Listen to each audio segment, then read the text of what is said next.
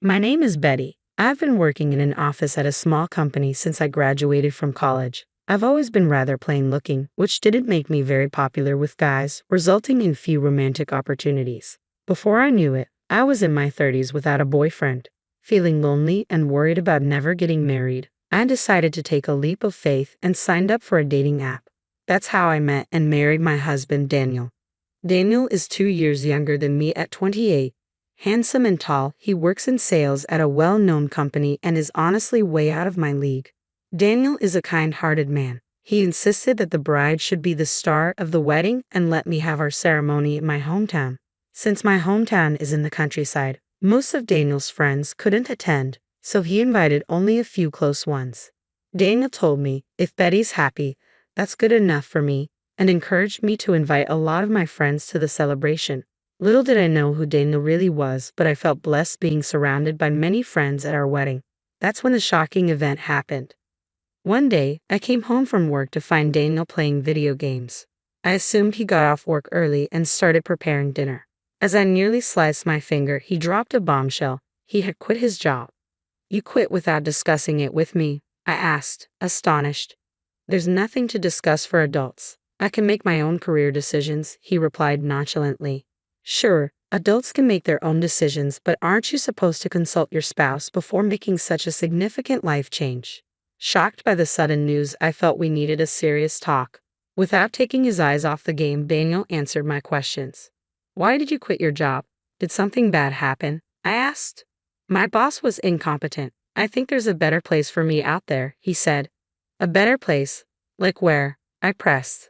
"I'll figure that out." "Man, you're so annoying. Marrying an older woman is like being with my mom," he retorted. This wasn't the first time Daniel had mentioned my age. Each time, I would counter, "Then why did you marry me?" He would casually reply, "Because a complicated woman like Betty needs a stable guy like me," which would always spark an argument. This time, I chose not to retort. The main issue at hand was our future lifestyle. It was clear that with Daniel quitting his job, we couldn't maintain our current way of life. "Daniel, we're also sending money to your parents. Remember, their rent is high, and if you're not working, there's no way my income alone can support both households." This had become a concern shortly after Daniel and I got married. Both of Daniel's parents, still in their 50s, had quit their jobs, claiming, "Our backs and shoulders hurt. We can't keep working this hard if we want to live a long life." That was their choice, and while it may sound cold, I thought they should live their lives as they please, so I didn't say anything. The situation changed a month after they quit their jobs. They came to our apartment asking for financial assistance. "Oh, we don't have much in savings. If your parents are struggling, it'll be a problem for you too, Daniel," I said. So, we were convinced, and Daniel decided we would help with their rent and living expenses. They lived in a high-security, 4-bedroom apartment close to the station, and the rent was through the roof. After they left, cheerful about the financial help, I asked Daniel, "What about our own living expenses?" "Betty can cover our costs. I'm going to give my salary to Mom and Dad," he said. I wasn't happy. The thought of divorce crossed my mind. "You should consider yourself lucky, a woman over 30 marrying a younger handsome guy like me. You're already winning." That's what he always said, making me feel worthless, so I couldn't muster the courage to leave him. If Daniel quit his job, sending money to his parents would be difficult. When I asked about this, he was too engrossed in his video game to pay any attention. "Hey, what about the money for David and Catherine?" Chopping carrots vigorously, I questioned him. Daniel clicked his tongue. "Obviously, Betty will cover that. We're a couple. We're supposed to support each other. Until I find a suitable job, Betty will hold the fort." He went back to his game. I don't make a lot of money, and I was anxious about what the future held. But there was nothing I could do. Life slowly changed. We started draining our savings to help his parents. Daniel, although jobless, did nothing around the house. When I complained, he would say, "I should have never married an older woman. You're all so natty. You don't appreciate having a husband like me." As for his parents, they started complaining about the insufficient amount we were sending. "So, Betty, you're this age and not making much money? Have you been slacking off?" "Well, since Daniel used to be the one supporting you, it's high time you step up," they admonished me. I started doing some freelance illustrator work after my regular job just to bring in more money. Daniel, meanwhile, showed zero interest in looking for a job he considered suitable for himself. My love for Daniel, who spends his days playing video games at home or asking me for money to go to the casino, was running thin. When should we get a divorce? I wondered, thinking about when to divorce, yet what if the rest of my life is just me, all alone, kept me from taking the plunge. Then one day, after work, I was greeted by a stranger while I was in the supermarket. Who are you? You don't remember me, do you? We met at the wedding. I was friends with Daniel. I'm John. Taking a closer look at John's cheerful face, I couldn't help but exclaim, "Oh, John, you were one of the few friends Daniel invited to our wedding." Apparently just off work like me, John, in his suit, was filling his shopping cart with plenty of groceries. "I'm sorry I didn't recognize you. My husband has spoken highly of you." "Well, the thing is, I've actually cut ties with Daniel. I saw you and wondered if you're doing okay, so I thought I'd say hi." I was surprised to hear John speak of his friendship with Daniel in the past tense. I never thought he had actually severed ties. John then proceeded to explain to my astonished self that the reason Daniel held our wedding in my hometown wasn't out of kindness. The truth was, Daniel had very few friends. Apparently, Daniel spent most of his student life on slot machines and had a habit of borrowing money without paying it back. John was one of Daniel's college friends, and he was no exception. He had lent Daniel money but never got repaid. The reason he continued the friendship was because they worked at the same company and John didn't want to rock the boat. Once Daniel quit his job, he immediately reached out to John for more money. That was the last straw for John. He cut off all contact. Do you know why Daniel was forced to quit his job? Forced to quit. I heard he left because he didn't get along with his boss. That's not it. Daniel was fired because they found out he was going to casinos when he was supposed to be on sales calls.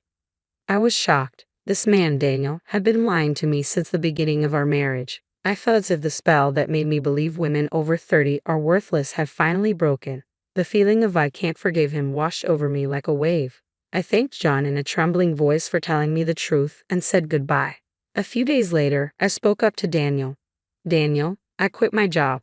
Daniel, finally pausing his video game, looked utterly shocked. I put my mobile phone on the table, its screen displaying my banking app. "I have pretty much run out of savings since I have been sending money to David and Catherine. We have been bleeding cash. You have also been taking money from me for casinos and games. We're out of money." Daniel let out a voice of despair, saying, "What? What the heck is this?" Given that our savings had dwindled down to almost nothing, his despair was understandable. "What are we going to do now?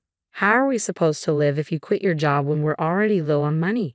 "That's not my problem. Speaking of which, I have loans I need to pay back. Could you maybe find a job quickly, Daniel? I want to take some time off and relax at home. Isn't it normal for spouses to support each other? It's hard for me to work now that I'm over 30, so now it's Daniel's turn to support me." Daniel, in disbelief, immediately called his parents. As soon as I told his parents about our situation, they showed up at our house.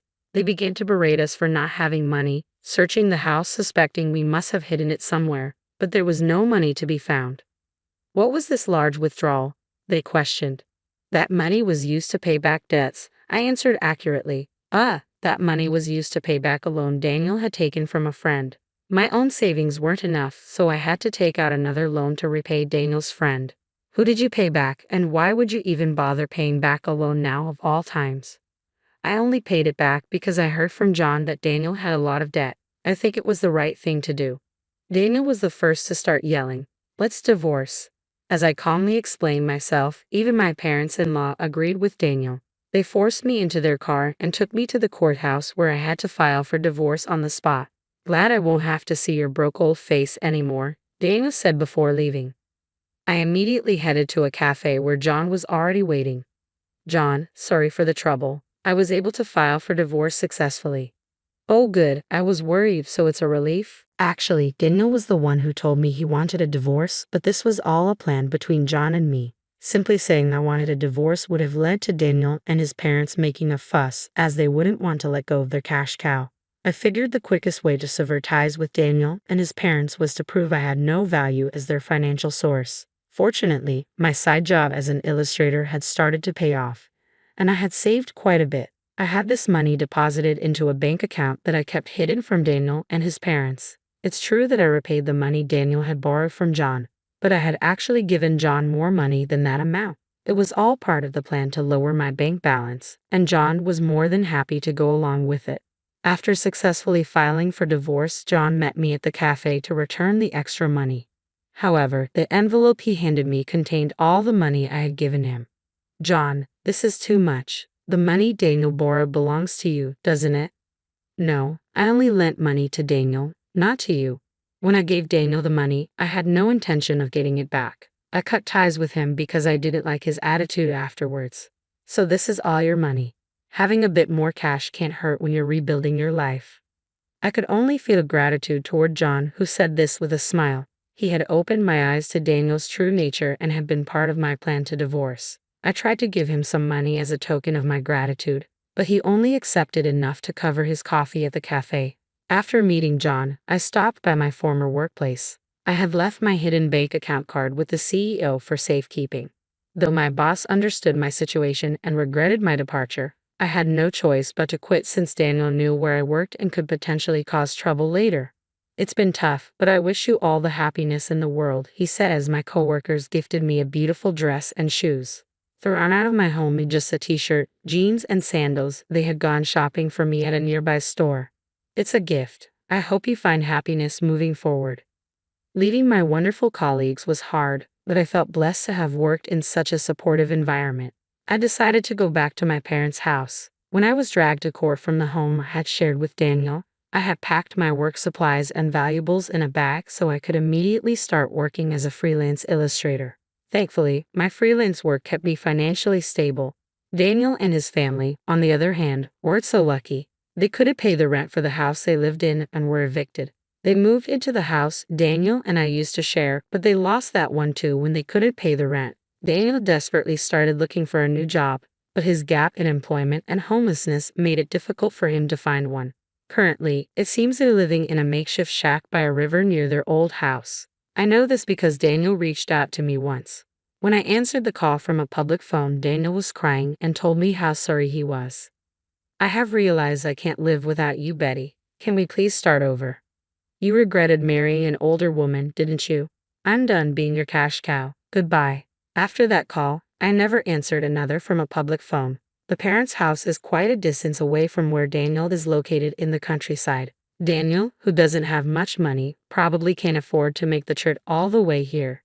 The lesson I've learned from my failed marriage is that there's no rush to get married, whether you're 30 or 50. Living the way you want to is what truly matters. For making me realize that, I guess I owe Daniel a tiny bit of thanks.